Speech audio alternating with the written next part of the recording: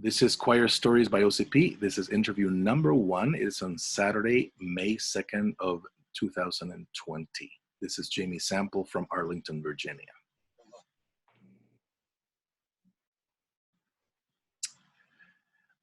Well, good morning. Good morning, Jamie. Good morning, Jaime. How are you this morning? I'm doing well. Good. I am so happy that you are part of Choir Stories by OCP. This is a time in which we get to share a little bit about our music ministry with all the other ministers in the country and maybe even in the world. So I'm grateful that you're taking part in this interview today. Thank you for inviting me. Tell me a little bit about your ministry. You know, you're a music minister, a pastoral musician. I know that you, besides that, you are, you are in high school teaching choir there, and you have elementary school. You're a piano teacher. You have so much. So tell us a little bit about that. So a typical week for me is when we're not in this time is 2 choirs at a high school class teaching TV media production, 6 classes at a preschool with 2 to 4-year-olds, 12 private music lessons. And then in all of my evenings and on the weekends, my time at my parish. So that is a children's choir that has children from ages 5 to 12, a youth choir, children ages 13 to 18, my traditional choir. I have 3 rehearsals on Thursday nights, just make that my marathon. And then I direct the music at the 5:30 Vigil Mass on Saturdays, which is a contemporary group, and we just rehearse right before that. And then the 9 o'clock Mass on Sunday mornings with my traditional choir. So just 2 masses typically on the weekend, and the youth and the children cycle through. So they do 1 full liturgy each month. So we turn the entire Mass over to them, which is a really wonderful experience. So that's a normal week. Wow. I feel like I have to take a nap just listening to that list. That you are a very busy pastoral musician. And, really, I want to thank you for putting all your skills and your love for the liturgy and for the people, and for the service of God to all the music that you do. So thank you. Tell us a little bit about what are some of the most significant changes in your ministry since we have gotten hit by the coronavirus here in March and April? The biggest is that we are no longer coming together as an assembly, and that we are not using our choirs at all. Our last public full Mass, regular Mass, was March 15th. And March 22nd, we did our first live stream Mass. So we've now been doing this for 7 weeks, including Holy Week. And during this time, my pastor asked that I be the sole musician. So I am playing the piano and cantering all at one time.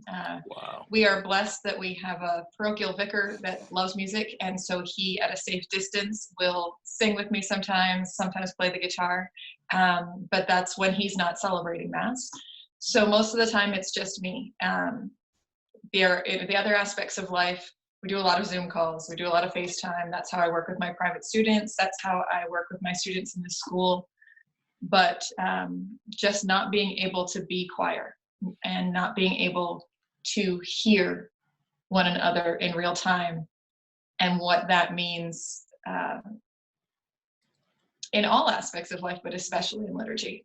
Oh, I couldn't agree with you more. And I know that one of the things that I have experienced is that how I guess, I took for granted for so many years how important it is, the human interaction of doing music together. There's something about how we become bonded in a special way that gets lost when you're playing by yourself, for so long. Even the connection with the congregation, if you have an assembly and they all love to sing and they pick up books and sing, and here you are doing music, and you're kind of throwing the sound out there, and you look at the pews and it's completely empty while you're live streaming. It's just such a difficult or a strange, surreal experience, and you think, I miss human contact, definitely. Well, and just those moments of hearing and seeing someone else, that in some ways it makes the dialogues during the Mass a little bit more profound, because the Lord be with you and with your spirit, and you're one of 2 or 3 people who is giving that response, but becomes true dialogue in a way that is a little bit more profound. Exactly. And I've had that response from some of my parishioners as well, that if they are watching Mass at home and participating, and they're saying the responses and they're singing that they really hear themselves in a different way. Exactly. So it's an interesting perspective on it. Have you had the experience of following, and participating at Mass while you're at home and you're watching it on the internet and you're just participating with somebody else? I've watched a couple. That's kind of one of the blessings of this time. Most of the time when I do my Mass in the morning, I will then come home in the afternoon and watch it just to make sure that everything's gone the way we expected and there weren't any issues, and nothing that we could do to improve or heighten the experience for our parishioners at home. But it's also been a really neat experience to attend Masses where friends are the music ministers or in different places to see the different ways that we're ministering in this time. True, very true. It's also that gift of attending Mass when you're not ministering. Exactly. I find myself, feeling a little silly sometimes if I'm by myself. Last night I participated in a beautiful night prayer with Pedro Rubalcaba. He was doing it in Portland, and he said, "Sing with me this," and I started singing. I felt so silly doing it just by myself. It was just me, and Pedro, and probably a lot of other people online, but it just felt so strange and foreign to me. Tell me a little bit about can you mention maybe what is what do you miss the most, about all the things we used to do? I miss my choirs. I miss, as a teacher, one of the things that every once in a while when we get to a budget crunch, you have to defend what is valuable about your program. It's an elective. It's not a core subject. And so you try to put into words what it is that makes music essential to the human experience. And it's really hard to do. So when I talk about missing choir, it's not the perfect harmony. It's not the perfect cadence. But there are those moments during the liturgy where everything comes together and the Spirit is so fully present in that music. And it's the relationship of trust with the choir that they will fully engage, the accompanist, the assembly. And there are those moments, and we all have them, where after Mass, somebody comes up and somebody else comes up, or you get that email or that text that says, "Wow, that was really powerful today." And I'm getting wonderful support from my congregation now that I'm doing it by myself, and they're very appreciative. It's not the same, of course. Yeah. It's that moment of full presence in our music.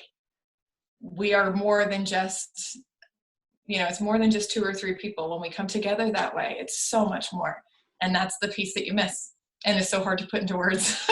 Oh, it's so true. It's so true. And we all feel you, so we're all, so connected in this difficult time. I can so relate to what you're saying. I know that, we're all suffering a little bit. We're all also adjusting a little bit. We're learning new things. We are also longing for things, and so let me ask you, as a pastoral musician, you are in St. Anne Catholic Church, right, in Arlington, Virginia. That's where you are. And as a pastoral musician there in St. Anne, what would you like to tell all your choirs, and maybe even thinking about all the choirs that are across the world right now, that are all kind of on hold? What kind of message would you like to give them? Keep singing. It's weird at first. It feels strange, especially if you're really a choir person. It's when you figure out, we love to sing, but when it doesn't feel right to sing by yourself, when it's so hard to feel that echoing experience, like you were talking about with Pedro, oh, I'm singing, where's everybody else, right? And find ways to continue to find your song and to find your voice. We had actually been planning a parish mission. It was supposed to be March 29th. Sarah Hart was going to be coming to the parish, and so we've been spending a lot of time listening to her podcasts, and she's been doing a Sunday night prayer that's been really lovely for people.